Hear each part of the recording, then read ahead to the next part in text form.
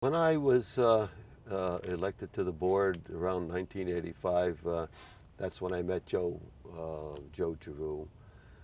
He had already been on the board for about a year, I believe. Joe was, he was vocal. You always knew where Joe stood. That was one of the things that always impressed me about Joe. Joe just didn't go along to go along. If he had a thought, and if he agreed with something, people knew about it.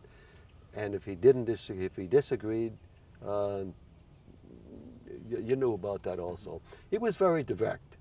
Joe was French, and the French people are generally very direct, okay? And of course, he's right put up there by the Canadian border, so he's about as French as you can get, you know?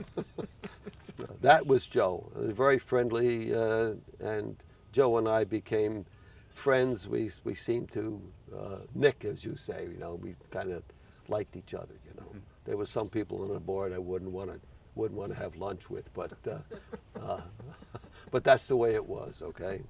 Joe and I go quite a ways back. Early on when I got into farming, after getting out of college, he approached me about if I ever thought of getting into Farm Bureau. So he was more or less a mentor to me to join Farm Bureau and see, come see what it was all about and what Farm Bureau stood for. So Joe's influence in the county has been huge. Not only, majority of it being on the Farm Bureau side, but it's just his love and passion for agriculture in general.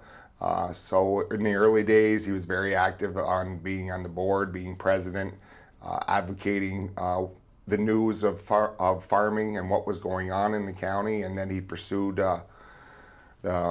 being on the board, and from that encouraged me to be more involved on the county level so he could participate on the state board. Joe's whole life is dedicated to agriculture, and because he became active in the Farm Bureau and agricultural organizations and his milk cooperatives and things like that, that was Joe. I mean, he put his whole heart and soul into whatever he was doing. Joe also, when he left the board, became the county treasurer, okay, of Clinton County, and was like that for about 20 years, in addition to running his farm and being involved in Farm Bureau, and all of these other things, Joe was a leader, okay? Joe was a leader. When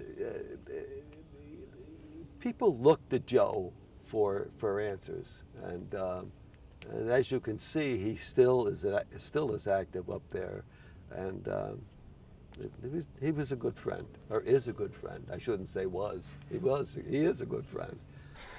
Joe's deserving of this Distinguished Service Award because I feel he just puts his heart and soul into agriculture. Agriculture comes first, whether you're large, small, regardless of what commodity you are part of. He advocates the diversity of New York agriculture, all kinds of agriculture, and is very strong in his mind that he wants that to continue and wants to see New York agriculture remain strong. He was kind of looking towards retirement, but guess what? People like us never retire. Okay, yeah. The only time we retire is when they carry us out of the house, when feet first, so to speak.